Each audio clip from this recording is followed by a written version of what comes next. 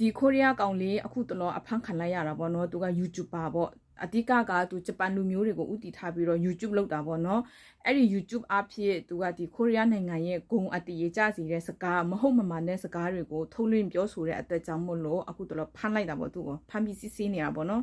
သူကဘာပြောလဲဆိုရင်ကိုရီးယားဆိုတာမလုံခြုံတော့ဘူးကိုရီးယားနိုင်ငံမှာအလောင်းပဲနှလောင်းထက်လာတဲ့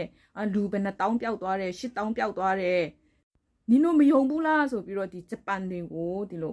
ကိုရီးယားနိုင်ငံနဲ့ပတ်သက်ပြီးတော့မဟုတ်တဲ့အရာတွေကိုအများကြီးပြောထားတာပေါ့နော်အဲ့ဒါကြောင့်မို့လို့သူကိုဖမ်းလိုက်တယ်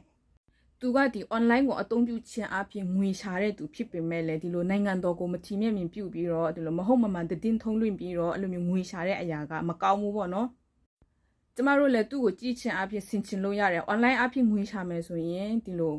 သူတပားရဲ့ဂုံအတည်ကြဆင်းစေတဲ့အရာနိုင်ငံတော်ရဲ့ဂုံအတည်ကြဆင်းစေတဲ့အရာအဲ့လိုမျိုးစကားတွေကိုပြောပြီးတော့ငွေရှာတာထက်ပေါ့ဒီတခြားအရာတွေငွေရှာတဲ့နည်းတွေအများကြီးရှိတာပေါ့နော်အခုအဲ့ဒီကောင်လေးလဲသူ့ရဲ့ပါဇက်တခွန်းကြောင့်မို့လို့အခုစစ်စစ်ချင်းခံနေရတယ်အဲ့ဒီအရာကျမတတိမှတွေ့လို့ပြောပြတာပေါ့နော်